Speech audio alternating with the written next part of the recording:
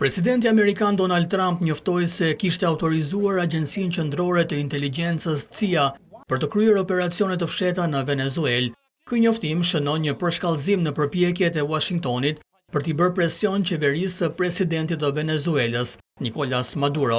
The New York Times fillimisht raportoi për direktivën e klasifikuar, duke cituar zyrtar amerikan që kishin informacione për këtë vendim, duke thënë se strategjia e administratës së Trump për Venezuelën synon rrëzimin e Maduros nga pushteti. Administrata amerikane ka ofruar më parë $50 milion shpërblim për informacion që çon në arrestimin dhe dënimin e tij për akuzat të trafikut të drogës. Sipas The New York Times, autorizimi i ri do t'i lejojë CIA-s të kryejë operacione vdekjeprurse në Venezuelë dhe të zhvillojë një sër operacionesh në Karaibe.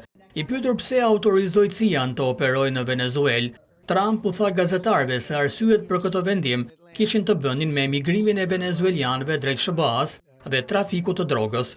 Shtëpia e Bardhë nuk ka pranuar që t'i jap detaje se për çfarë veprimesh specifike presidenti amerikan ka autorizuar CIA-n. Qeveria e Venezuelës tha se deklaratat e Trump përbëjnë shkelje të ligjit ndërkombëtar dhe shtoi se veprimet e Washingtonit kanë për qëllim të legjitimojnë një operacion të ndryshimit të regjimit me synim të marrjes nën kontroll të burimeve të naftës që ka vendi. Presidenti i Venezuelës, Nicolas Maduro, i bëri thirrje homologut të tij amerikan Donald Trump që të përmbahet nga kryerja e grushteve të shtetit të CIA-s.